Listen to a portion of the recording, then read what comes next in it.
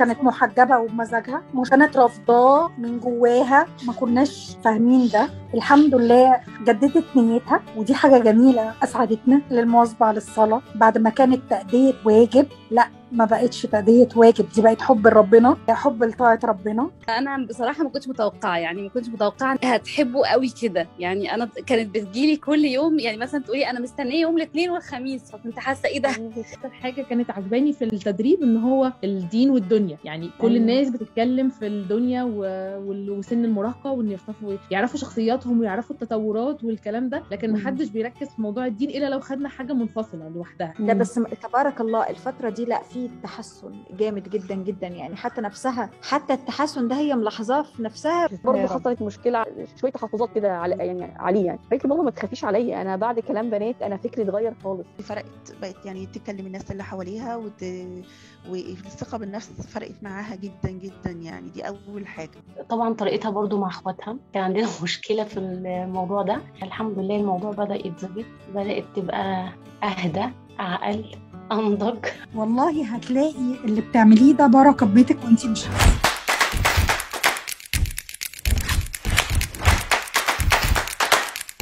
زي ما اقول زهرة في فستان وخليتي فيه زهرات حلوين صغننين هيفتحوا يبقوا حلوين زي كده ما شاء الله. انا بحس ربنا الحمد لله كرمني، بيفتح لي طرق كتير، ومنهم حضرتك والبنات الحلوين كلهم ما شاء الله. فعايزين يرتبوا الحاجات الحلوة اللي جواه عشان تطلع، هي دي بس المشكلة. والحمد لله يا رب في خير، والنموذج بتاعنا موجود قدامنا الجميل اهو. ربنا يبارك يا رب. الله يسعدك، يجعل لها نصيب ورزق من طريقك، من طريقك امين يا رب. طريق ما شاء الله في خير وفي سعاده. يعني انا دايما اقول النفس المطمئنه دي نفس سعيده، ولما بنعمل حاجه فيها خير تبقى في ميزان حسناتنا دي ما شاء الله. ده العلم النافع. اكتشفت ان احنا امهات حلوين بنقول نفس الكلام، بس قالت لي انا كنت عايزه حد غيرك ياكد لي المعلومه، فالحمد لله حضرتك اكدتيها، واكدتيها بالطريقه الجميله الصح اللي كنت اتمناها، والحمد لله لقيتها بفضل الله. فربنا يبارك في حضرتك،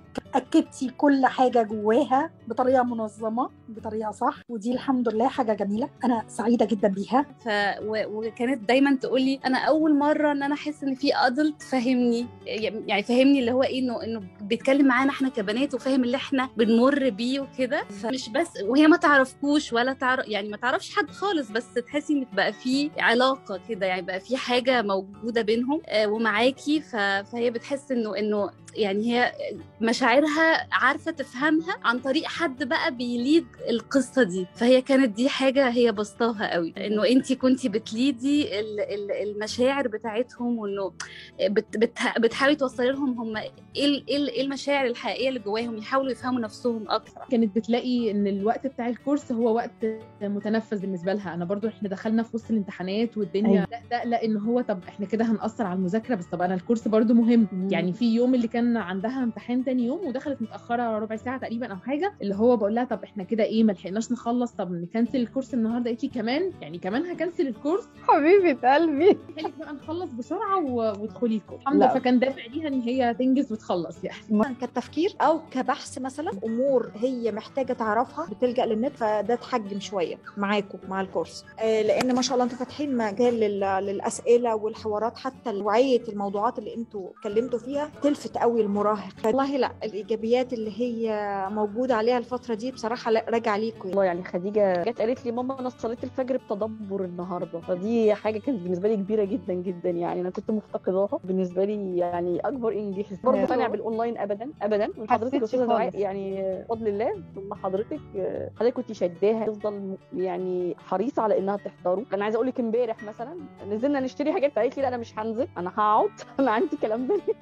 قلت لها مش كلام بنات امبارح؟ قالت لي لا ما هو امبارح والنهارده وبكره كورس مكثف. برضو قربت مني ومن اخواتها، بقت يعني هي في الاساس حقيقي حنونه وعطوفه، بس بقت يعني بالذات سلمى بقى تقعدوا الاثنين دلوقتي بقوا راسهم في راس بعض وكل شويه يتكلموا. فقربوا من بعض اكتر. قربوا من بعض وبقوا صحاب يعني. فانا حاسه ان هو كان الكورس كحاجه مشتركه بينهم، بدأوا يتكلموا فيها. الايام اللي ما حضرتهاش كانت بتبقى متضايقه جدا طبعا، ما حضرتهاش غصب عنها علشان الامتحانات.